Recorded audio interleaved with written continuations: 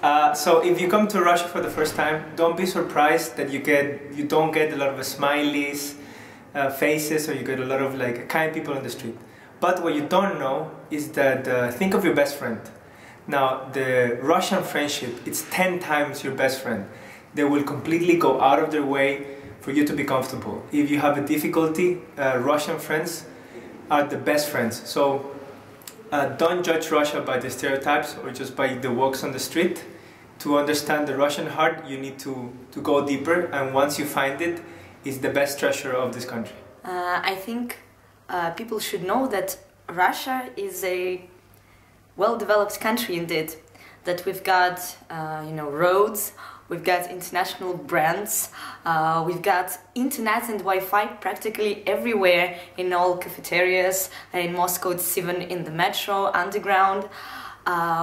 We've got developed cities, which are not only Moscow and St. Petersburg, which are a bit to the east, and we have, all in all in Russia, there are 12 cities, which is above 1 million population.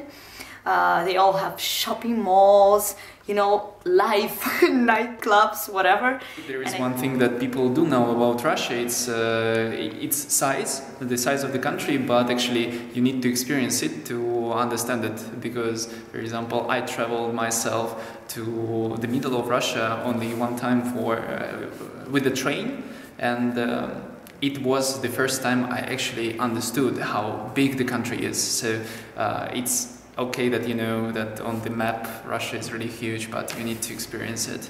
We never use this phrase "на здоровье" during the party and if we drink alcohol.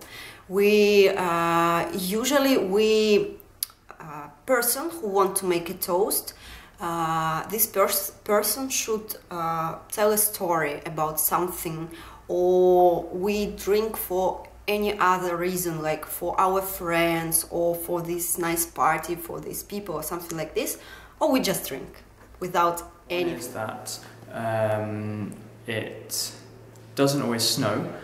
The second thing is that Russians look at the world, they look at world politics in a very different way from how you do, and they are often as mystified and confused about why you would believe the things that you do as you are about them.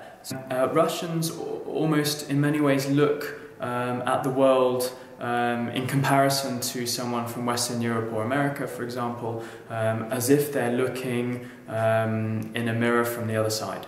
And it can be very confusing, but that's something that is important to understand, and it's really interesting as well, and that can be something which can lead to arguments, but it's much more interesting when instead it leads to dialogue and mutual understanding. What is more, Minsk is not Russia, Minsk is Belarus.